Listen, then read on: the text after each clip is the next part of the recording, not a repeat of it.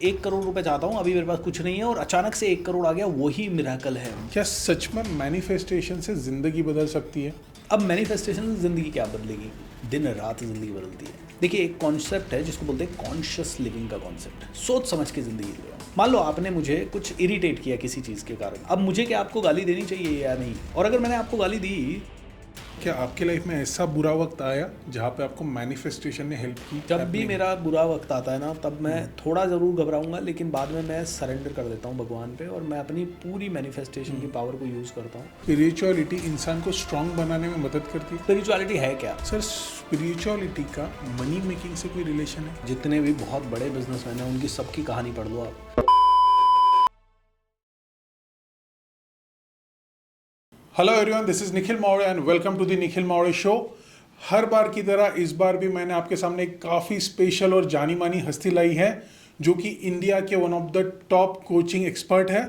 मैं बात कर रहा हूँ मिस्टर भूपेंद्र सिंह राठौर की, जो कि काफ़ी जाने माने बिजनेस कोच भी है और साथ ही में वो जाने जाते हैं उनके one of the famous program magic of thinking rich के लिए। तो चलिए उनसे बातचीत करते हैं। और आज हम बहुत ही स्पेसिफिक टॉपिक पे बात करने वाले हैं, जहाँ पे हम बात करेंगे मैनिफेस्टेशन और साथ ही में स्पिरिचुअलिटी के बारे में। So thank you so much sir for coming to my podcast. It's been a pleasure to have you here.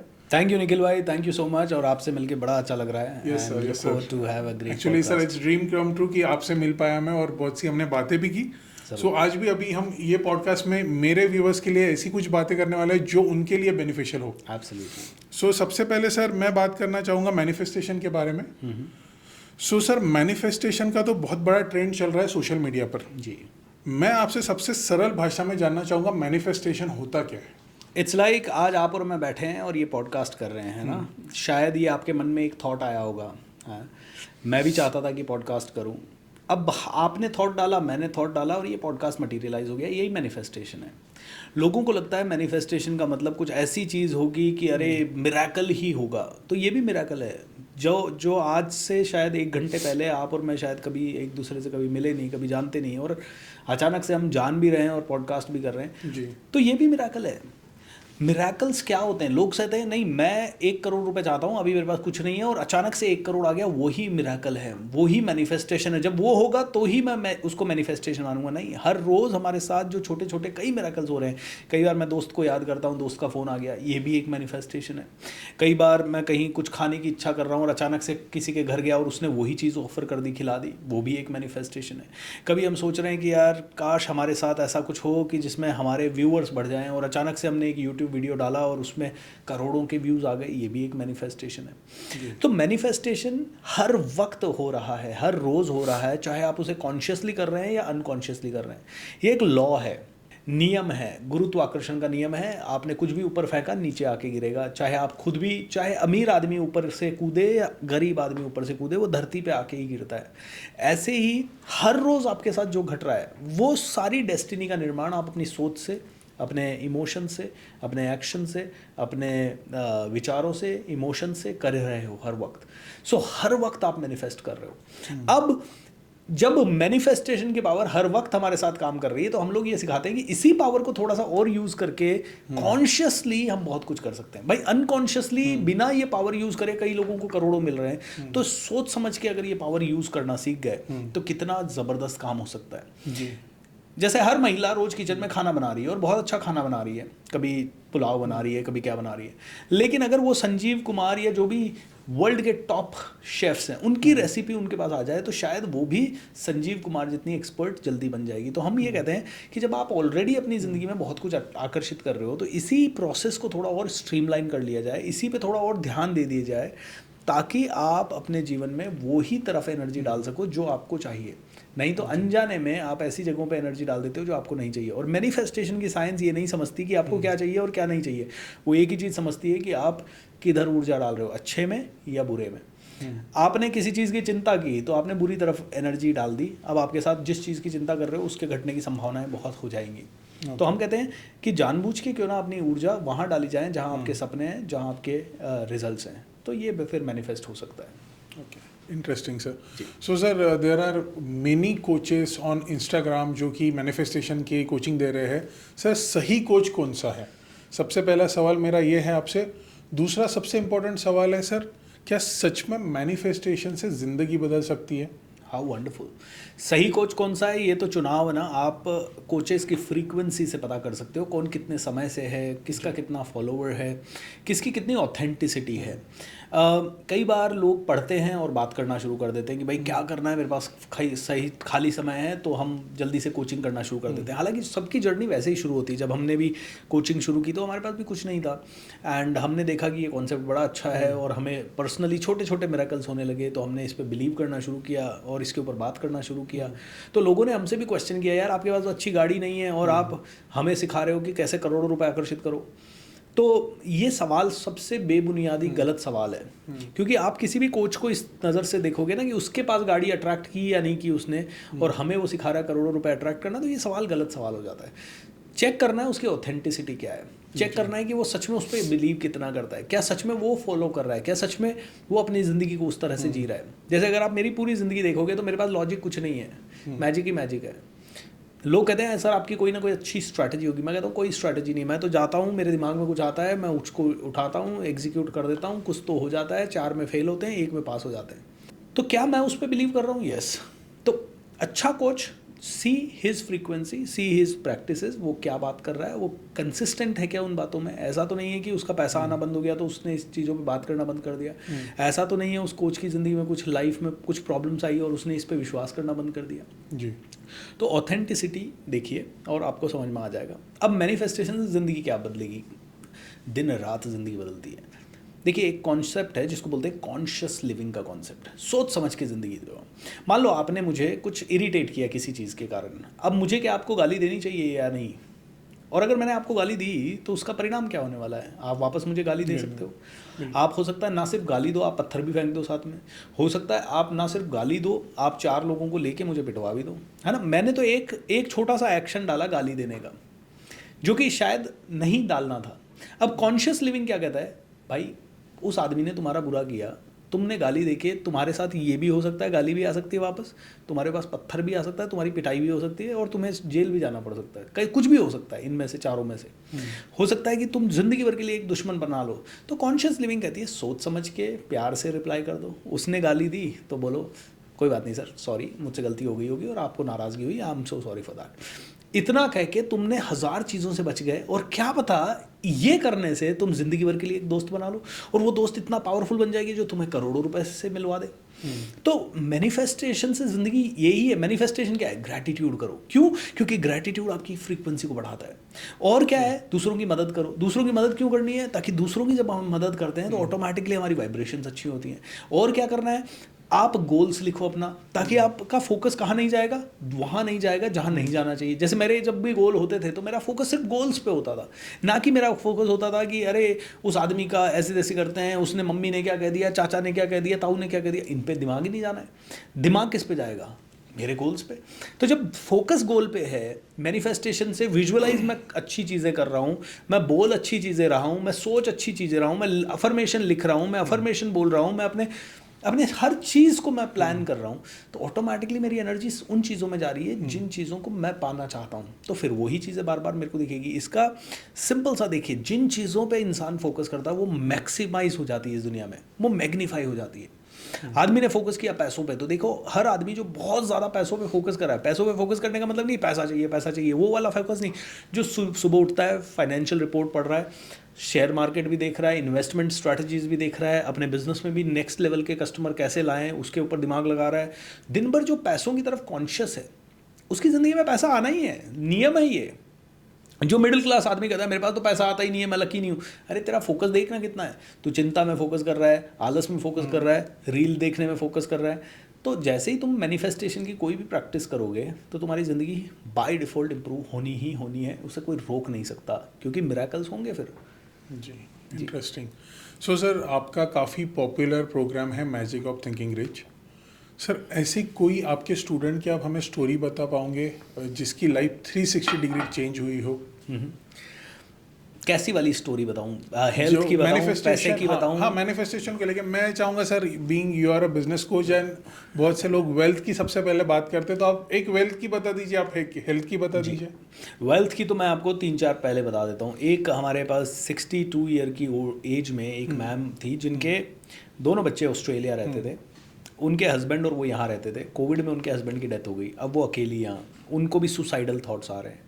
अचानक से मेरा मैजिक ऑफ थिंकिंग रिच उनके सामने आ जाता है और वो पता नहीं क्यों उसको देखने लगती हैं। 28 डेज़ में उनका पूरा माइंडसेट शिफ्ट हो जाता है और वो 28 डेज़ के बाद अब मुझे बहुत कुछ करना है। अब वो मेरे और सेशंस लेती हैं। फिर मेरे किसी सेशंस में उनको पता लगता है कि हाँ, मुझे कुछ तो इस समय करना चाहिए। अब वैसे वो फाइनेंशियली वेल ऑफ है, लेकिन बुढ़ापा है, अकेली है, बच्चे ऑस्ट्रेलिया रहते हैं, कुछ तो करना है। उन्होंने उस समय मेरे से इंस्पायर होकर टैरो कार्ड वगैरह किसी से सीखा, साथ में मैं जो जो सिखा रहा हूँ काउंसलिंग प्रैक्टिसेस वो सब सीखी। एंड पिछले 2 सालों में बिना टीम के, बिना मार्केटिंग के, बिना सोशल मीडिया प्रेजेंस के 1 करोड़ रुपए से ज़्यादा उन्होंने कमाए। ठीक है, 62 में शुरू किया, आज वो 64 की हैं। 1 करोड़ रुपए से ज़्यादा उन्होंने 2 साल में कमाया, सिर्फ वर्ड ऑफ माउथ से। एक कस्टमर आ गया, उसकी उन्होंने मदद की, और दूसरा कस्टमर, तीसरा कस्टमर, चौथा कस्टमर, और दिन भर खुश रहती हैं, मस्त रहती हैं, इंजॉय करती हैं। अब जाके जब 1 करोड़ आ गया तो पिछले 2-3 महीनों में उन्होंने अपनी सोशल मीडिया पोस्ट वगैरह के लिए एक आधा फ्रीलांसर रखा है। ठीक है, ये पहली का सक्सेस स्टोरी। दूसरी सक्सेस स्टोरी मैं आपको बताता हूँ। एक लेडी हमारे साथ यहाँ 6 महीने पहले जुड़ी, कविता जी उनका नाम था, लोन में थी, और उनका जब मैं जूम मीटिंग ले रहा था, 300-400 लोग थे साथ में, तो उनसे बात करने का मौका मिल गया। वो रो रही थी लिटरली। उनका अगर आज भी वो वीडियो हम प्ले करें तो शी इज़ क्राइंग कि सर बिल्कुल पैसा नहीं है, समझ नहीं आ रहा, EMI कैसे देंगे, आगे कैसे बढ़ेंगे। हेल्थ भी अच्छी खासी वो हेल्दी थी। एंड 15-20 मिनट हमने उनके साथ लॉ ऑफ अट्रैक्शन की कुछ प्रैक्टिसेस, माइंड प्रोग्रामिंग की कुछ प्रैक्टिसेस की। वो सेशन तो चला गया, हमें भी कुछ नहीं पता, हमारा तो काम है सबको मोटिवेशन देना, इंस्पिरेशन देना, माइंड प्रोग्रामिंग करना, उन्हें लॉ ऑफ अट्रैक्शन की प्रैक्टिस से बताना। 3 महीने बाद वो मेरे एक प्रोग्राम में खोपोली आती हैं, बोलती है सर मिरेकल हो गया मेरे साथ। तो बोले 15 लाख कमाया मैंने पिछले 3-4 सालों में, 3-4 महीनों में। मैंने कहा क्या बात कर रहे हो। 8 महीने बाद वो पुणे के एक प्रोग्राम में आई, स्टेज पे आई, और वो शेयर करती है मैंने 35 लाख रुपए कमाया पिछले 8 महीनों में, और मेरे सारे लोन्स वगैरह ख़त्म हो गए। अब मैं भी एक इन्फ्लुएंसर बन गई हूँ, मैं भी इंटरव्यू लेती हूँ, मराठी में लेती हूँ, और मेरे पॉडकास्ट वगैरह बहुत चल रहे हैं। ये दूसरी सक्सेस स्टोरी मैं आपको बता रहा हूँ। अभी परसों के दिन एक ऑडियो मैसेज आया, मैंने कोई एक स्टेटस अपडेट किया था, तो हमारे रंजीत जी करके लुधियाना से एक क्लाइंट है जो कि 40-50 लाख रुपए का धंधा करते थे। एंड उनका कल परसों मैसेज आया, BSR जी पिछले 2 साल में मैंने अपने धंधे को 7 करोड़ पे ले लिया है। आपकी फ़ोटो देखी रोल्स रॉयस में, अजय मैं वादा करता हूँ अगले 2 से 3 सालों में मैं रोल्स रॉयस लेके आपको मैं घुमाऊँगा। तो जो आदमी 30 से 40 लाख कमा रहा है वो सीधा 7 करोड़ पे चला जाता है 2 साल के अंदर। ऐसी सक्सेस स्टोरीज, ये तो मैंने 3 आपको फाइनेंस की सक्सेस स्टोरी दी। अब इन लोगों ने क्या किया ये इंपॉर्टेंट है।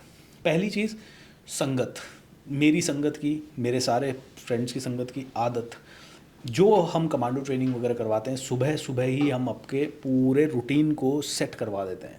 देखिए मैनिफेस्टेशन 24 घंटे का प्रोसेस है, ये 5 मिनट बैठ के काम करने का प्रोसेस नहीं है। 24 घंटे अगर आपकी फ्रीक्वेंसी बहुत पावरफुल रही, अब वो कैसे रह सकती है, जहाँ आपने सुबह सुबह अपने माइंड को तैयार कर लिया। तो सुबह सुबह हमारा एक कमांडो ट्रेनिंग चलता है जिसमें हम ग्रैटिट्यूड, मैनिफेस्टेशन, विजुअलाइजेशन, अफर्मेशन बोलना, सारी दुनिया को एनर्जी देना, होपोनोपोनो, वाटर प्रोग्रामिंग, सब कुछ करवा लेते हैं। और फिर मेरा एक पावरफुल टॉक होता है। तो संगत, आदत, गुरु, ये फॉर्मूला हम लोग अपनाते हैं। ये तीनों चीज़ें होने के बाद जब आदमी पूरा दिन रीसेट होता है, सुबह सुबह उसने अपनी एनर्जी को चेंज कर लिया, दिन भर जनरली उसकी एनर्जी वही रहती है। और ये 90 डेज़ का हमारा नॉन स्टॉप प्रोग्राम रहता है। 90 डेज तक आते हैं लोग, सीखते हैं, सब कुछ करते हैं, और उसके बाद आगे बढ़ते हैं। सो रीसेट करिए अपनी फ्रीक्वेंसी को, और उससे फिर जो रिजल्ट आते हैं वो मैग्निफिसेंट है। अब बात करते हैं हेल्थ के रिजल्ट्स की। हमारे कांतिलाल करके उड़ीसा से एक व्यक्ति जुड़े जो ब्रेन हेमरेज के कारण बेड रिडन थे। डॉक्टर्स ने कह दिया था ये बंदा कभी नहीं उठेगा। अब वो हमारा magic of thinking rich bed पर देख रहे थे आराम से बैठे बैठे, और मिरेकल यूँ होता है कि 3 से 4 महीने में उस इंसान के अंदर की विल पावर और बाकी सारी चीज़ें जो हमने सिखाई उन सबको अप्लाई करता है और बेड से खड़ा हो जाता है। ना सिर्फ खड़ा होता है, वो लड़का मेरे को एक दिन ऐसे ही हमने शेयरिंग ली तो बोलता है सर मेरे पास 18 लाख का लोन हो गया था एंड मैंने कमा के 12 लाख चुका भी दिए, अब मैं कमाने लगा हूँ 30 से 40 हज़ार रुपये महीना। एंड एक प्रोग्राम में वो हमारे पास दिल्ली आया सिर्फ मेरे से मिलने के लिए कि सर आपके कारण मैं बेड से खड़ा हो पाया हूँ। तो आई जस्ट, और उसके बाद अभी भी पैसा नहीं है क्योंकि अभी भी लोन में है, बहुत गरीब घर से है। है ना। जब हम कोविड में मैजिक ऑफ थिंकिंग शुरू कर रहे थे तो वेंटिलेटर पे संजीव कुमार करके एक बंदा था, उसके वहाँ से हर रोज़ 2 4 5 लाशें निकलती थी उस कमरे से जिसमें वो एडमिट था, लेकिन वो रोज़ शाम को बराबर 8 बजे मैजिक ऑफ थिंकिंग रिच में कनेक्ट करता था। और जब उसका वीडियो देखता था ना मैं जूम पे, तो मैं कहता था संजीव तू खड़ा होगा। और उसको हमने बहुत मैजिक ऑफ थिंकिंग रिच में हम मोटिवेट करते थे उसको 10,000 लोग मिल के। और 10-15 दिन के बाद जब वो वेंटिलेटर से बाहर आया तो ही जस्ट सेड कि सर मेरे को तो नया जीवन मिला है। तो ऐसे कई हेल्थ वेल्थ रिलेशनशिप के कई मैजिकल चीज़ें हैं। कई ऐसे लोग हैं जिनके बच्चे का नशा छूटा, किसी की चाय छूटी, किसी का नींद की गोलियां छूटी, कोई डिप्रेशन से बाहर आया, किसी का कैंसर ठीक हुआ, किसी के रिश्ते बहुत ही ख़राब थे लेकिन वापस से रीयूनाइटेड हो गए हस्बैंड वाइफ। ऐसे कई सारे मिरेकल्स हमारे साथ हुए हैं जो मैजिक ऑफ थिंकिंग रिच के कारण, मैनिफेस्टेशन के कारण। मैं तो कहूँगा ये सारा मैजिक ऑफ थिंकिंग रिच नहीं, संगत आदत गुरु, 3 चीज़ें अगर किसी के भी पास है, अच्छी संगत है, अच्छा टीचर है और अच्छी आदतें हैं, तो कोई भी आदमी किसी भी मुसीबत से बाहर आ सकता है।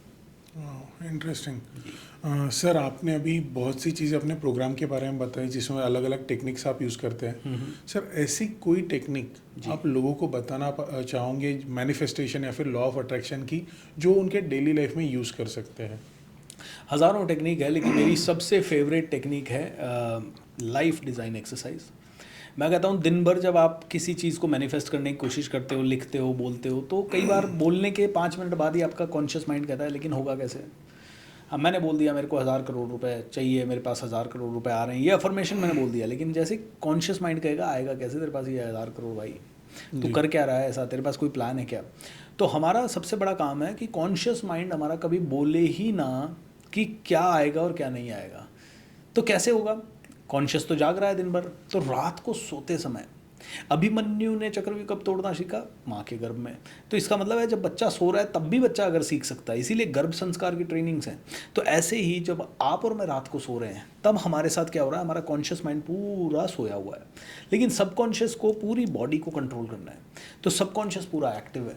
अब रात भर जब सबकॉन्शियस आपका जाग रहा है, उस समय अगर मैंने सबकॉन्शियस माइंड को कहा कि हेलो सुन, मैं करोड़पति हो रहा हूँ, मेरे पास 1000 करोड़ आ रहा है, मेरे पास 10,000 करोड़ आ रहा है, मैं बहुत हेल्दी हो रहा हूँ, रात भर आपका माइंड सुन रहा है और उसको क्वेश्चन करने वाला कोई नहीं है, डायरेक्ट थॉट आपके बिल्कुल डीपर सबकॉन्शियस माइंड में प्लांट हो रहा है।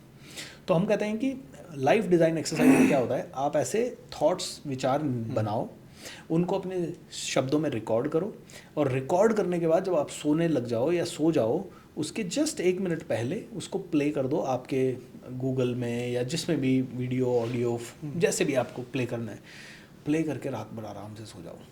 अब रात भर में अगर एक विचार जा रहा है आपके माइंड में, मेरे को 1000 करोड़ मिल रहा है, मैं बहुत खुश हूँ, मेरे को 1000 करोड़ मिल रहा है, थैंक यू भगवान, मेरे को 1000 करोड़ मिल रहा है, भगवान आपका बहुत बहुत शुक्रिया, ऐसा थॉट आपको हज़ारों बार रात भर में प्रोग्राम हो रहा है। और मान लेते हैं ये अगले 6 महीने 8 महीने साल भर तक प्रोग्राम हो रहा है। अब इसका इम्पैक्ट क्या होगा, इस थॉट को क्वेश्चन रात को कोई नहीं कर रहा, सुबह आप उठोगे तो आप भूल भी जाओगे, ऑडियो ख़त्म हो गया, लेकिन ये डायरेक्ट कौन याद रखेगा, सबकॉन्शियस माइंड। एंड इसीलिए ये सबकॉन्शियस को प्रोग्राम करने का सबसे पावरफुल तरीका है जब आप सो रहे हैं तब, या फिर दूसरा सबसे पावरफुल तरीका, एक हिप्नोथेरेपी सेशन ज़रूर ले लें। ऑलराइट, जैसे मैं हिप्नोसिस जब लोगों के साथ करता हूँ, थोड़ा महंगा होता है, 50,000 1 लाख रुपए हम लोग लेते हैं एक सेशन का, लेकिन एक बार हिप्नोथेरेपी हो गई और एक बार माइंड के डीपर लेवल पे वो थॉट्स प्लांट हो गए तो उनके मिरेकल्स बहुत आते हैं। मैं लोगों से अक्सर ये क्वेश्चन पूछता हूँ, क्यों ऐसा होता है कि कुछ लोगों के पास इतनी दौलत आती है कि आती जाती है, और क्यों होता है मिडिल क्लास आदमी के साथ कि उसकी ज़िंदगी में 1 आधा साल सक्सेस आती है फिर वो नीचे चला जाता है, फिर 1-2 साल सक्सेस आती है फिर नीचे चला जाता है, मतलब जितनी तेज़ी से वो आगे बढ़ता है उतनी ही तेज़ी से वो पीछे भी चला जाता है। ऐसा क्यों होता है? ऐसा इसलिए होता है कहीं ना कहीं हमारा ब्रेन जो है वो ही हमारा सबसे बड़ा दुश्मन है।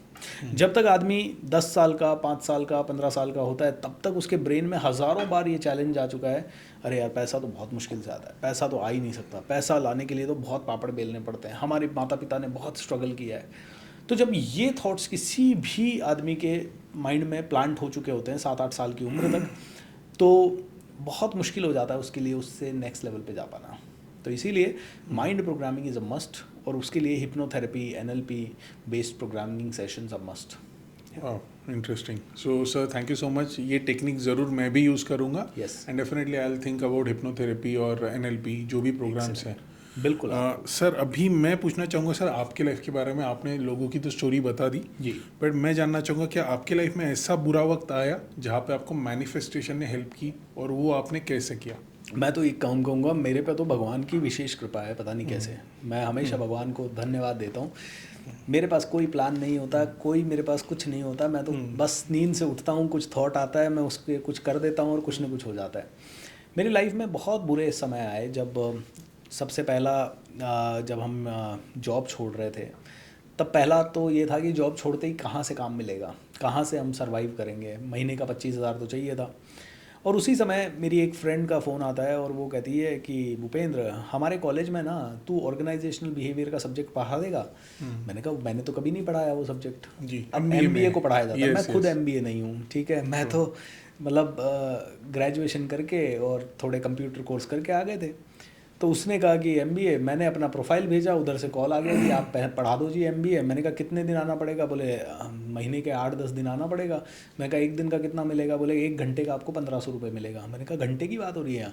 अच्छा, तो 8 घंटे पढ़ाएंगे तो 1500 इंटू 8 12,000 रुपये दिन का, और 8 दिन पढ़ाएंगे तो 96,000 रुपीज़। मैंने कहा वाह, पहला मिरेकल मेरे साथ हुआ। जॉब छोड़ने के इमीडिएट बाद ये मिरेकल हुआ।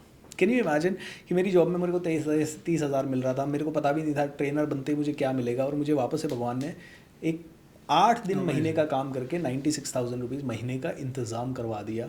और ये मेरे को 3 से 4 महीने चला। तो मैंने 4 महीने में साल भर का कमा लिया, ठीक है। और फिर भी मेरे पास 22 दिन जो पहले नहीं मिलते थे वो मिल गए। तो उन 22 दिनों में फिर मैं कभी इंग्लिश का बैच चालू करता, कभी मैं, तो भगवान ने पहला हेल्प यहाँ कर दिया। दूसरा हेल्प, अब जब मैं ट्रेनिंग दे रहा था तो मुझे कॉर्पोरेट ट्रेनिंग करना नहीं आता था। मैंने कहा यार ये इंग्लिश पढ़ा पढ़ा के तो ज़्यादा नहीं होगा, और वो सब्जेक्ट पढ़ाने में मेरा इंटरेस्ट बिल्कुल नहीं था। 3 महीने बाद वो असाइनमेंट ख़त्म हो गया। अब क्या किया जाए? तो अब कॉर्पोरेट ट्रेनिंग चाहिए, तो वो कहाँ से की जाए? तो मैंने एक आदमी को आइडेंटिफाई किया जो कॉर्पोरेट में सेल करता था। उससे बात की तो उसने कहा मैं तो 85,000 रुपीज़ लूँगा आपके साथ आऊँगा। तो पहले तो उसने मेरी इंसल्ट कर दी, क्योंकि मैं बाइक पे जाता था, वो कार में आता था। मैं 20,000 कमा रहा था, वो 60,000 कमा रहा था। वो बोलेगा तू मेरे को अफोर्ड कैसे करेगा भाई?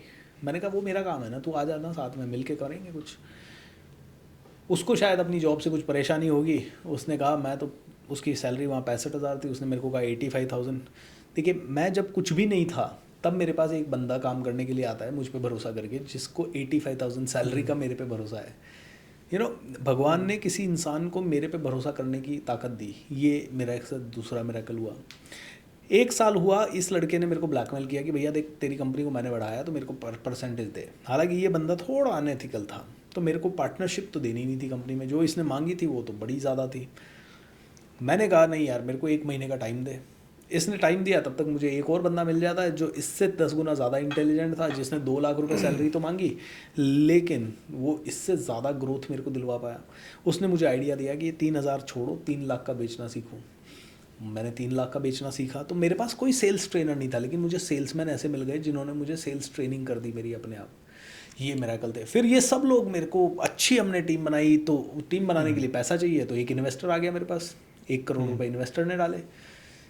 सारा हम लॉस में चले गए, इन्वेस्टर लॉस में चला गया, सारी टीम भाग गई। उसके बाद मैं अकेला बैठा हुआ हूँ। 1 दिन में मेरे सारे लोगों ने रिज़ाइन किया था, क्योंकि ये जो 2 लाख वाला बंदा था इसने उठा के अपनी नई कंपनी डाल दी, और 1 साल के बाद हमारी सारी टीम लेके चला गया। अब जब ऐसी सिचुएशन आई तो मैं रो रहा था 4 दिन के लिए बैठ के, और अचानक से मेरे साथ मिरेकल होता है। मिरेकल क्या होता है? एक कॉल आता है, भूपेंद्र जी 250 HR मैनेजर्स का एक ट्रेनिंग है, आप करोगे? मैंने कहा बिल्कुल करेंगे। अगले दिन मैं गया, 4 दिन के बाद HR के सामने ट्रेनिंग दी, और ट्रेनिंग देते ही मुझे वहाँ से 6-7 लोगों ने काम दे दिया। मूबिया इंजीनियरिंग करके एक कंपनी थी, उसने 8 लाख का काम दे दिया मुझे। तो मेरे साथ तो, मैं तो कहता हूँ मेरी तो लाइफ में मिरेकल्स के अलावा कुछ है ही नहीं। मैं तो मिरेकल मैन हूँ। मैं ये कहता हूँ मैं मिरेकल मैन हूँ। मेरी ज़िंदगी में मिरेकल होते हैं। अभी मैं जहाँ पे भी जाता हूँ मुझे इतना प्यार मिलता है। अभी मैं नेपाल में, मेरा सेशन था पिछले हफ्ते, 1600-1700 लोग आए। एक टिकट की प्राइस नेपाली रुपीज़ में करीब 6,000 रुपये थी, तो इंडिया रुपीज़ में मान लो उसको 3,500-4 हज़ार रुपये, और हॉल सुपर फुल था, जो हमारे कई बार इंडिया में नहीं होता है ना। तो जहाँ मैं जा रहा हूँ मिरेकल हो रहे हैं। फिर 17-18 में मेरे साथ ऐसी सिचुएशन आई जब मेरा बिजनेस पूरा एक बार फिर से बैठ गया। तो उस समय अचानक से ऑनलाइन आ गया, और मैंने ऑनलाइन में जैसे ही हाथ डाला, जहाँ मैं 3 लाख रुपए महीना कर रहा था, वहाँ पहले डालते ही हाथ 10 लाख रुपए महीना हुआ, और मैंने फिर थोड़ी सी एनर्जी डाली तो सीधा 1 करोड़ 20 लाख रुपए महीना होने लग गया। तो मैं तो कहता हूँ मेरे साथ तो मिरेकल्स ही होते हैं। I love miracles. वाह sir, no, so this is the most powerful manifestation मैं बोलूँगा सर, जी। कि when you are saying yourself that मैं घबराता miracle नहीं हूँ। is जब भी happening. मेरा बुरा वक्त आता है ना, तब मैं थोड़ा ज़रूर घबराऊंगा, लेकिन बाद में मैं सरेंडर कर देता हूँ भगवान पे, और मैं अपनी पूरी मैनिफेस्टेशन की पावर को यूज़ करता हूँ। एंड मेरा मैनिफेस्टेशन जितना मजबूत है, मुझे नहीं लगता इंडिया में बहुत सारे लोगों का होगा। कई लोगों का है फॉर श्योर, लेकिन बहुत कम लोगों का है। सो सर, पॉडकास्ट से पहले हम थोड़ी बहुत बात कर रहे थे, वेर यू आर सेइंग कि अभी मैं नॉट ओनली बिजनेस कोचिंग, अभी मैं स्पिरिचुअल बिजनेस कोचिंग की तरफ ज़्यादा मूव हो रहा हूँ। सो सर, मैं जानना चाहूँगा सर कि टफ टाइम में स्पिरिचुअलिटी का रोल कितना इम्पोर्टेंट है? मैं कहता हूँ टफ टाइम में स्पिरिचुअलिटी ही काम आने वाली है। यू नो, बाकी आपकी सारी नॉलेज टफ टाइम के समय धरी की धरी रह जाती है। आप कितना भी कोशिश कर लो, उस समय सारी चीज़ें आप ट्राई करोगे ना, सब फेल हो जाएगी। अंत पंत आपको भगवान के चरणों में जाना पड़ेगा, अंत पंत आपको शांत होकर बैठना पड़ेगा, मेडिटेशन की तरफ जाना पड़ेगा, आपको ग्रैटिट्यूड की तरफ जाना पड़ेगा, आपको अपनी ऊर्जा को बढ़ाना पड़ेगा, आपको अपने डर को बैठ के आंखें बंद करके फेस करना पड़ेगा, आपको कॉन्शियसली सोच समझ के एक्शन लेना पड़ेगा, आपको कुछ चीज़ें छोड़नी पड़ेगी उनके ऊपर। और आप देखोगे जैसे ही द्रौपदी ने भगवान कृष्ण ने पूछा कि आप मुझे चीर हरण के टाइम बचाने पहले क्यों नहीं आए, मैंने बुलाया तभी क्यों आए? बोले इसलिए बाद में आया क्योंकि तू पहले, तेरा भरोसा पितामह भीष्म पे ज़्यादा था, द्रोणाचार्य पे ज़्यादा था, तेरे पतियों पे ज़्यादा था। जब तुझे लगा कि अब इनमें से कोई नहीं हेल्प कर सकता, तब तूने अंत में मुझे याद किया, इसीलिए मैं अंत में आया। उन्हें भगवान पुकारने पे आते हैं, तो जब अंत में आ सकते हैं तो पहले ही भगवान को सरेंडर कर दो ना, पहले ही कौन सी चीज़ों में जाना है। तो इसीलिए स्पिरिचुअलिटी का मतलब ये नहीं है कि आप राम कृष्ण को याद करो, या आप गीता भागवत पढ़ो, या आप रामायण कुरान पढ़ो। स्पिरिचुअलिटी का सिंपल सा मतलब है having a faith in yourself and एक ऐसी इनविजिबल पावर पे फेथ जो आज तक आपको खाना दे रही है, एक ऐसी इनविजिबल पावर जो आपको रोज़ पानी दे रही है, रोज़ आपको कपड़े दे रही है। नहीं तो हज़ारों लोग हैं जिनको पानी नहीं मिल रहा, खाना नहीं मिल रहा, जिनको कपड़े टाइम पे नहीं मिल रहे, जो भूख से बिलख रहे हैं, जिनको दवाइयाँ नहीं मिल रही, जिनको डॉक्टर्स देखने वाले नहीं हैं। हमें देखने वाले हैं ना सब कुछ। हम आज एक अच्छे स्टूडियो में बैठे हैं, अच्छे कैमरास के साथ, अच्छे एनवायरनमेंट में, अच्छी लाइटिंग में हम तो पॉडकास्ट कर रहे हैं, और कोई ऐसा बेचारा होगा जो आज सोच रहा होगा कि रात का खाना मिलेगा कि नहीं मिलेगा। हमें वो चिंता नहीं है। यही स्पिरिचुअलिटी कि हम पे भगवान की ये असीम कृपा क्यों, क्या किया हमने ऐसा। ये ऐसा कुछ आप कहोगे नहीं मैंने किया जी, मैंने पढ़ाई करी, तो क्या है, तुम जैसे हज़ारों लाखों हैं।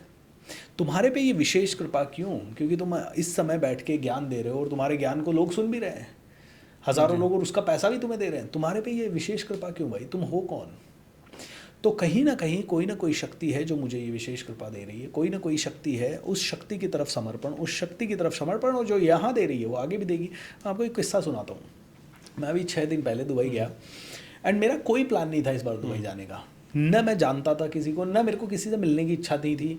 मैं दुबई घुमा हुआ भी था, लेकिन एक अच्छा प्रोग्राम वहाँ हो रहा था, तो उन्होंने, प्रोग्राम वालों ने कि सर आपको चलना ही है, वीज़ा करवा के भेज दिया, होटल वगैरह करा दी, फ़्लाइट्स वगैरह करा दी।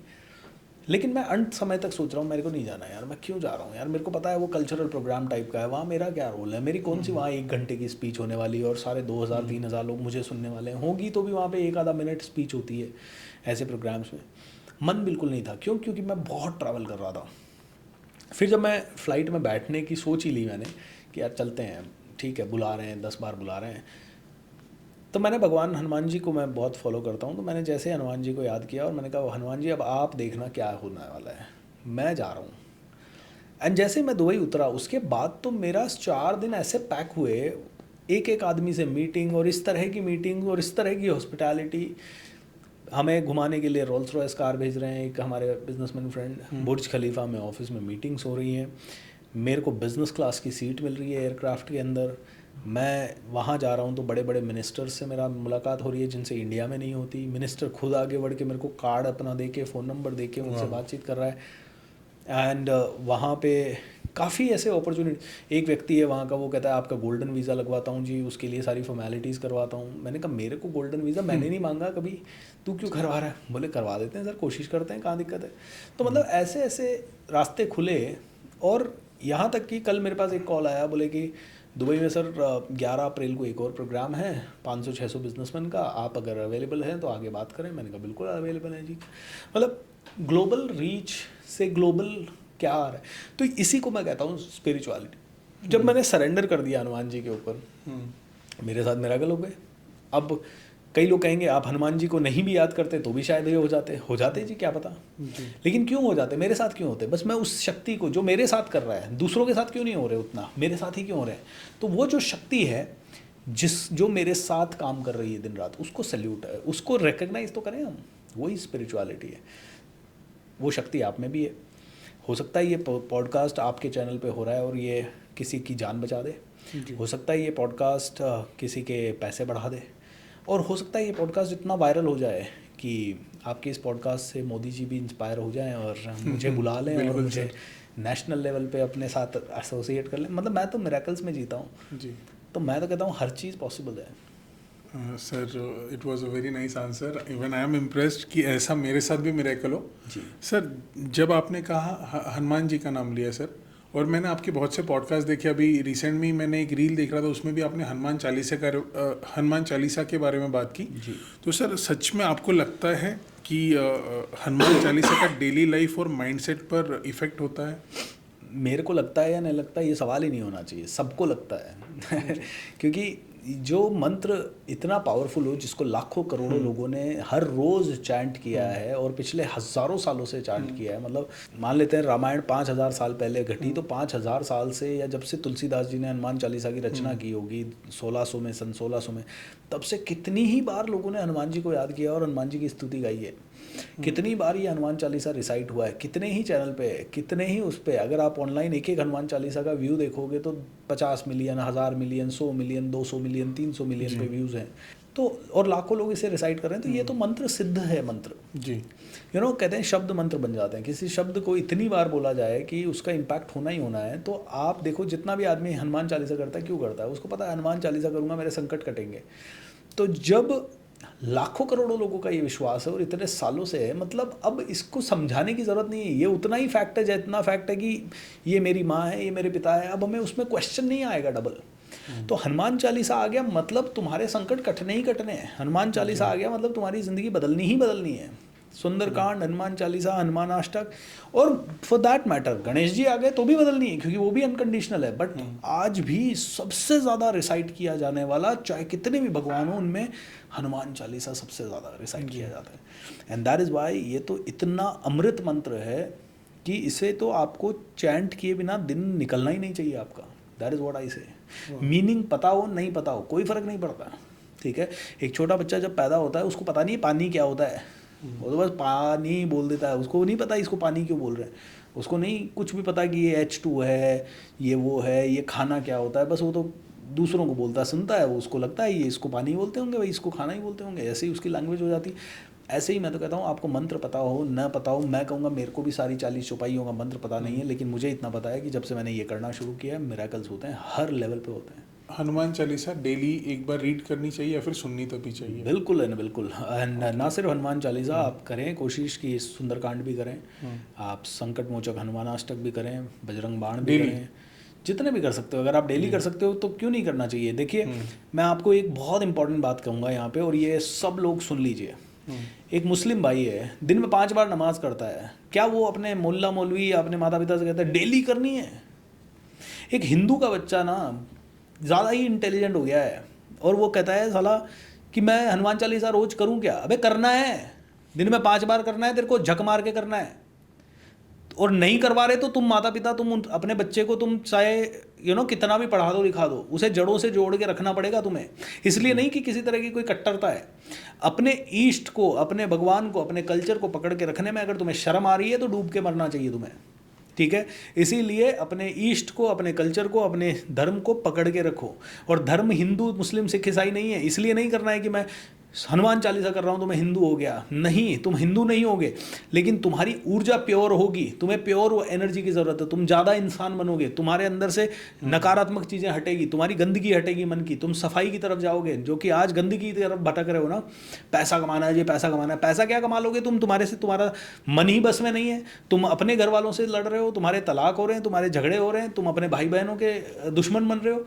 तुम कहते हो कि तुम संगठित नहीं हो पा रहे हो, तुम 4 हिंदू संगठित नहीं हो पा रहे हैं आपस में, और तुम सारे, तुम्हारा पतन हो रहा है और तुम्हें दिख नहीं रहा है अभी तक। ओके, मैं सल्यूट करता हूँ मुस्लिम भाइयों को, संगठित रहते हैं, 5 बार नमाज करते हैं, मस्जिद जाते हैं, सारा सारा कमाई वमाई सब छोड़ देंगे, लेकिन धर्म का काम आएगा सबसे पहले खड़े रहेंगे। That is such A miracle thing. उनमें से डेफिनेटली कुछ ऐसे ज़रूर हैं जो हिंदू धर्म के खिलाफ हैं और उनको काफिर कहेंगे, लेकिन कुरान में नहीं लिखा है काफिर होना, न गीता में लिखा है, न भागवत में लिखा है, न रामायण में लिखा है, कहीं नहीं लिखा है कि कोई आदमी तुम्हारे धर्म का बात नहीं कर रहा तो मार डालो उसको, कहीं नहीं लिखा। बल्कि हर जगह लिखा है परोपकार करो, सेवा करो, जो सच्चा मुसलमान होगा वो सबका साथ रहेगा। वो तो पता नहीं कौन से घटिया मुसलमान हैं जो दूसरों को मारने की बात करते हैं, या काफिर है ये हिंदू है तो काफिर है। ऐसे मुसलमानों को तो मुसलमानों को ही मारना चाहिए। जो भी मुसलमान है और सच्चा मुसलमान है वो कभी भी हिंदू को काफिर नहीं कहेगा, वो कभी भी किसी हिंदू से नफरत नहीं करेगा। और अगर कोई मुसलमान कहता है हिंदू काफिर है और तुम हिंदुओं को मारो, तो उस मुसलमान को तो मुसलमानों को ही मार देना चाहिए, क्योंकि तो वो तो नाग है जो कि उनकी कम्युनिटी को बर्बाद कर रहा है। तो हिंदुओं को भी समझना पड़ेगा कि आप में से हर एक इंसान को अच्छा बनने के लिए, पवित्र बनने के लिए अपने धर्म को पकड़ के रखें। और हर एक मुसलमान भाई को भी समझना पड़ेगा कि किसी भी तरह के दंगे फसाद नफरत में किसी का कोई भला नहीं है। इंसान की औलाद हो, इंसान बनो, ताकि सब लोग आपस में प्रेम करके आगे बढ़ सको। वाह sir, that was a beautiful thought. और इसको तो फैला दीजिएगा आप सब लोग, अगर सुन रहे हैं तो मैं चाहता हूँ कि ये थॉट तो पहुँचे सब तक पहुँचे। हाँ जी। सो सर, आपने बता दिया सबसे बड़ा बेनिफिट हनुमान चालीसे का, एंड बीइंग ह्यूमन, कि कैसे अपने रिलीजन से अपने रूट के साथ जुड़ना चाहिए। सर, मैं जानना चाहूँगा, क्या सच में स्पिरिचुअलिटी इंसान को स्ट्रांग बनाने में मदद करती है? 1000%। अब देखिए स्पिरिचुअलिटी है क्या। आदमी के साथ बुरा हो गया, परिवार में कोई मर गया, बच्चा मर गया, कोई बूढ़ा मर गया, लोग क्या कहते हैं, भगवान की मर्जी थी जी, इसके आगे तो किसी की नहीं चलती, है ना। बस यही समझाता है ना आदमी अपने आप को। जब आप स्पिरिचुअलिटी के पक्ष में जाते हो तो भगवत गीता क्या कहती है, कोई नहीं मरता है, कोई मरा ही नहीं है, तो तुम शोक किसका मना रहे हो हैं। शरीर मरा है, वो तो तुम्हारा भी मरने वाला है। कल ही मैं किसी से बात कर रहा था, वो 65-66 के हैं और बेड रिडन है, किसी कारण से बीमार हैं पिछले 15-20-25 दिनों से, और उनका मैसेज आया कि सर मैं मर गया तो। मैंने कहा तो मर गए तो क्या हो जाएगा, आज नहीं 20 साल बाद मरने वाले हो। आज मर गए तो भी कोई फर्क नहीं पड़ने वाला दुनिया को, और 20 साल बाद मरोगे तो भी कुछ नहीं होने वाला। और तुम जिस दिन मर जाओगे उस दिन तुम्हें भी नहीं फर्क पड़ने वाला, क्योंकि तुम मर गए ना। तुम अभी मर जाओ तो भी तुम्हें कोई फर्क नहीं पड़ेगा, क्योंकि तुम तो मर गए। और तुम 20 साल बाद मरोगे तो भी तुम्हें कोई फर्क नहीं पड़ने वाला। मैंने कहा जब मौत आएगी तब मर जाना, उससे पहले तो जी लो। बोले बिस्तर में भी पड़े हो रोज कह रहे हो मैं मर गया तो क्या होगा, मैं मर गया तो क्या होगा। अरे उसकी जगह बोलो ना मैं जी गया तो क्या होगा, मैं जी गया तो कितना क्या करूंगा, ये तो प्लान करो। तो शायद तुम मौत के मुंह से भी बाहर निकल के आ जाओगे। तुम्हारा खतरा ही अलग है, मैं मर गया तो क्या होगा, तो तुम तो मरे हुए ही हो। जब जिस वक्त तुम्हारे अंदर ये विचार आया मैं मर गया तो क्या होगा, उसी समय तुम मर चुके हो, उस समय तुम एक मौत तो मर चुके हो। तो उसी के जगह अगर तुम्हारा ख्याल आया मैं जी गया ना भगवान अगले 20 साल और, तो मैं बड़ा करूँगा कुछ, वो बड़े का प्लानिंग कर दो इसी समय रात को बैठ के। इसी समय तुम्हारी बॉडी तुम्हारा साथ नहीं दे रही, दिमाग तो साथ दे रहा है। दिमाग साथ दे रहा है तो पेपर पे लिख दो कि मैं जी गया ना अगले 20 साल तो मैं क्रांति लिख दूंगा, मैं अनाथ आश्रम बनवा दूंगा, मैं स्कूल बनवा दूंगा, कॉलेज बनवा दूंगा, मैं इन्फ्लुएंसर बन जाऊँगा, मैं लाखों लोगों को प्रेरित कर दूंगा जी। तुम मरने की क्यों सोचते हो, और तुम मरने की सोच रहे हो तो हर वक्त मर रहे हो। मैं तो एक ही चीज़ कहता हूँ, मरने से पहले मत मरो। जिस दिन मौत आए उस दिन खुशी खुशी मरो, क्योंकि उस दिन आपके हाथ में कुछ है ही नहीं। Wonderful sir, wonderful thought. Sir मुझे ये सबसे बड़ा सवाल है, जैसे कि आपने अभी थॉट प्रोसेस की बात की, मैनिफेस्टेशन की बात की, सर स्पिरिचुअलिटी का मनी मेकिंग से कोई रिलेशन है? बहुत ज़्यादा। जितने भी बहुत बड़े बिजनेसमैन हैं उनकी सबकी कहानी पढ़ लो आप। वो रोज़ सुबह 1 घंटा पूजा पाठ और अपने मन को खाना दिए बिना घर से नहीं निकलते हैं। हमें लगता है अरे वो तो उनका स्ट्रैटेजी बहुत अच्छा है। कहाँ से हो गया स्ट्रैटेजी अच्छा? क्योंकि मन में बहुत शांति है, क्योंकि वो शांति से वो पैनिक नहीं होते। वो हमेशा ध्यान रखो, जितने भी बहुत बड़े बिजनेसमैन हैं ना, उन्होंने दुनिया को बहुत कुछ दिया है डायरेक्टली या इनडायरेक्टली। उनका प्रोफेशन में कई कंपनियों में भ्रष्टाचार हो सकता है, लेकिन जो बहुत बड़े बिजनेसमैन हैं, चाहे वो कौन है, जनरली जैन हैं, गुजराती हैं, वो भले अपना फ़ायदा देखते हैं कि यार अपना फ़ायदा हो, लेकिन वो अनजाने में कितना कंट्रीब्यूशन करते हैं। स्पिरिचुअलिटी का बहुत बड़ा बहुत बड़ा प्रिंसिपल है कंट्रीब्यूशन। मतलब खुद की कार तो आए, मेरे पास तो रोल्स रॉयस आए, लेकिन मेरे कारण 1000 घरों में भी कार आए। मेरा घर तो बने ही बने, मेरे कारण 10,000 लोगों का भी घर बने। ये स्पिरिचुअलिटी है, जहाँ पे आदमी जाने अनजाने में दूसरों के लिए बहुत कुछ कर जाता है। अब वही अनजाने में कई लोग करते हैं, लेकिन कई लोग जानकार होके करते हैं। आप देखिए जितनी भी जैन कम्युनिटी, अग्रवाल कम्युनिटी सबसे ज़्यादा दान देने वाली कम्युनिटी है, सबसे ज़्यादा चंदा देने वाली कम्युनिटी है, सबसे ज़्यादा देश की जीडीपी में उनका योगदान है। अब जब अननोइंगली आपका जीडीपी में योगदान होगा, हज़ारों लोगों के अपलिफ्टमेंट में योगदान होगा, तो आपका तो भला होना ही होना है। बिल्कुल। यही स्पिरिचुअल प्रिंसिपल है। ये सब लोग पूजा पाठ करते हैं, धर्म से जुड़े रहते हैं। ये अपने घर में अपनी खुद की मातृभाषा बोलेंगे, चाहे ये दुबई में बैठे हों, दिल्ली में बैठे हों, अमेरिका में बैठे हों, ये अपनी मातृभाषा बोलेंगे। ये इंग्लिश में फड़फड़ नहीं करेंगे अपने देश में जाके। ये अपना जो भी मारवाड़ी, हिंदी या जो भी उनकी मदर टंग होगी, मराठी, वो ही बात करते हैं।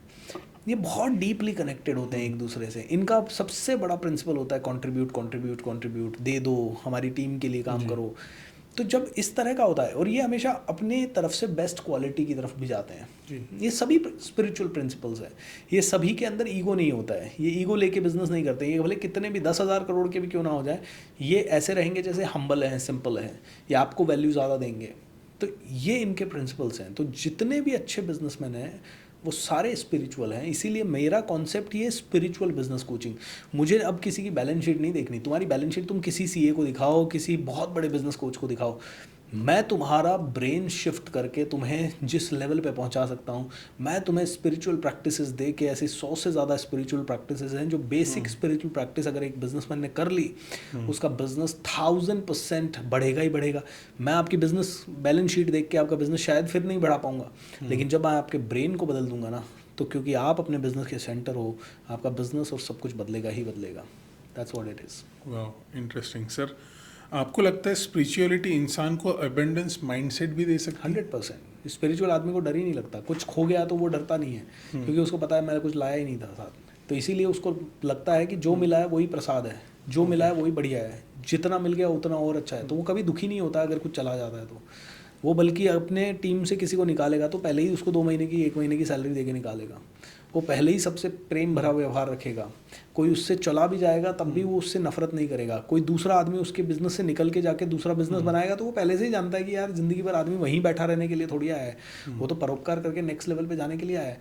तो वो अगर दूसरा बिजनेस बनाता भी है तो वो खुद उसके पास जाते हैं और उससे पूछते हैं भाई तेरे को कोई मदद चाहिए तो बताना, तेरे बिजनेस में कुछ इन्वेस्टमेंट चाहिए तो बताना। तो उनका दिल इतना बड़ा होता है ना कि वो छोटी मोटी चीज़ें में उलझते नहीं है।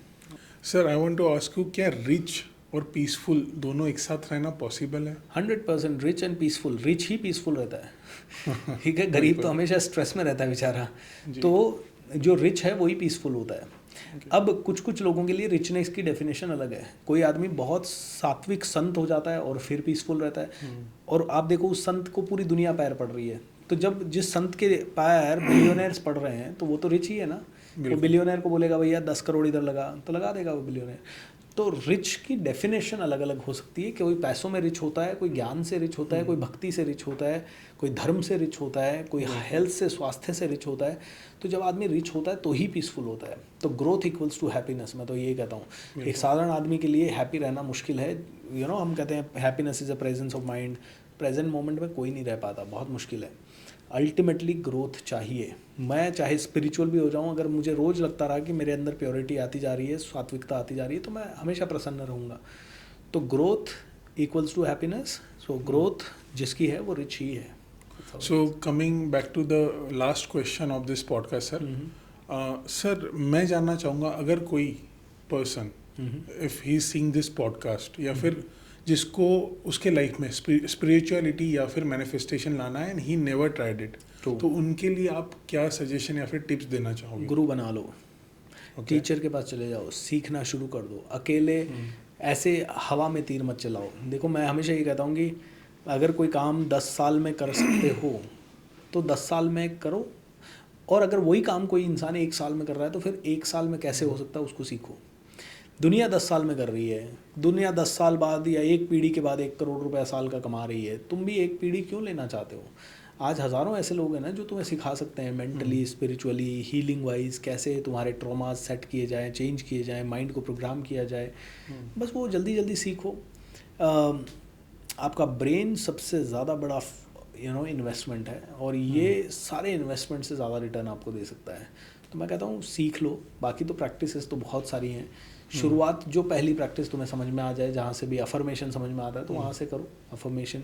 तुम्हारा अफर्मेशन है कि मैं हर महीने 1 करोड़ रुपए कमाऊँ, तो लिख दो मैं 1 करोड़ रुपए हर महीने कमा रहा हूँ, थैंक यू गॉड। वहाँ से भी शुरू कर सकते हो। शुरुआत बहुत छोटी हो सकती है, बट साथ साथ में मैं कहता हूँ again it's a way of living. It's not just सुबह आधा घंटा क्या करना है और रात को आधा घंटा क्या करना है। इट्स लाइक अगर मैं दिन भर एक ऐसे वाइब्रेशन में हूँ जो कहती है सब कुछ अच्छा होगा और सब कुछ मिरेकल होगा, तो फिर मेरे साथ मिरेकल ही होगा। फिर वही मैं लिख रहा हूँ, वही मैं बोल रहा हूँ, वही मैं पढ़ रहा हूँ, वही मैं देख रहा हूँ। मैं ऐसा नहीं कि आज आपसे तो बात मैनिफेस्टेशन की कर रहा हूँ और इंटरनेट पे जाके मैं देखूंगा जी भैया मर्डर कितने हो रहे हैं या न्यूज़पेपर में चोरी कितनी हो रही है, ये मैं नहीं देखूंगा। मैं घर जाके भी देखूंगा कि कौन सा पॉडकास्ट से मुझे और थॉट्स मिल जाए। मैं घर जाके भी सुंदरकांड करूँगा, हनुमान चालीसा पढ़ूंगा, टीम के साथ भी बैठूंगा तो उसी तरह की बात करूँगा। तो मेरा फुल डे उसी वाइब्रेशन में जा रहा है, और जब उस वाइब्रेशन में जाता है full day, then you can become the legend. Wow, sir, it was wonderful hosting you to my podcast, sir. Thank you so much for coming. और सर बहुत सी बातें मैं खुद सीखा हूँ स्पिरिचुअलिटी और साथ में मैनिफेस्टेशन के बारे में। So sir thank you so much for coming to my podcast. God bless you and thank you. So ये थे मिस्टर भूपेंद्र सिंह राठौर जो मेरे पॉडकास्ट पे है, India is one of the top business coach. I hope आपको आज का ये पॉडकास्ट पसंद आया होगा। सो ऐसे कई पॉडकास्ट देखने के लिए आप मेरे चैनल निखिल मावड़े शो को सब्सक्राइब कर सकते हो। So please do like share subscribe comment and also press the bell icon for the latest video. तो चलिए मिलते हैं नेक्स्ट पॉडकास्ट में। This is Nikhil Mawade signing off, bye bye.